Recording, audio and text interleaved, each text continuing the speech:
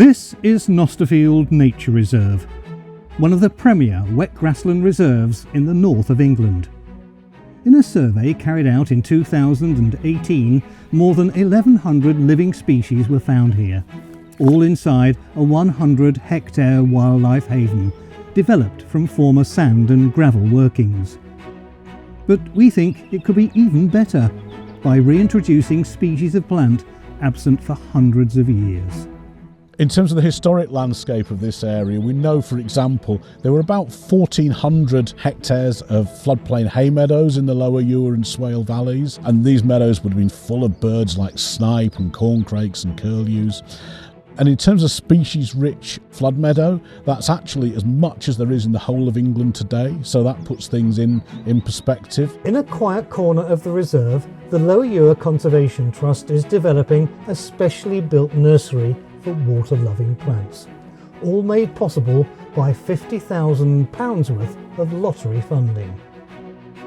In order to produce the number of plants that we need to put out on a landscape scale, we need a large plant nursery. We started with the little nursery behind us, which was funded by the postcode lottery. Immediately we realised we needed to get bigger. We got support from the Heritage Lottery Fund and the local nature partnership, but crucially it's volunteers that did so much of the work.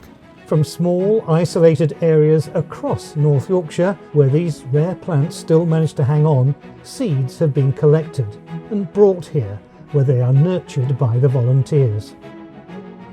This is Carex elata, which is tufted sedge. It starts out as little tiny seedlings and then potted on after a few months, and then within 18 months in the polytunnel we've got something that's actually flowering, and then we'll be able to collect the seed.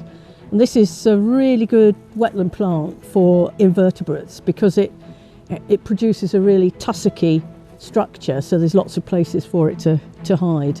So the situation we're in today is we still have some of these very rare and threatened grassland and wetland habitats, but they've been reduced to tiny isolated fragments, just a few acres scattered over the surrounding districts. So what we're looking to do is to try and restore those habitats on a bigger and more joined up scale, the quarry here being one opportunity to do that. Some species have already been planted out in a series of trials to determine ideal growing conditions.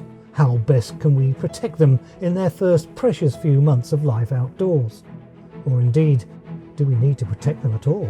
As we're working with a former mineral site and therefore something of a blank canvas. So the potential is there. What's really important is we have the evidence for the plant communities that we're here. So introducing those plants back into the landscape again gives us potential for species not just like bittern, but really looking to the future, species like crane, which would have been here a few hundred years ago. So far, a staggering 10,000 plants have been given a fresh start here, for the benefit of the countless butterflies, insects and birds that enrich our lives.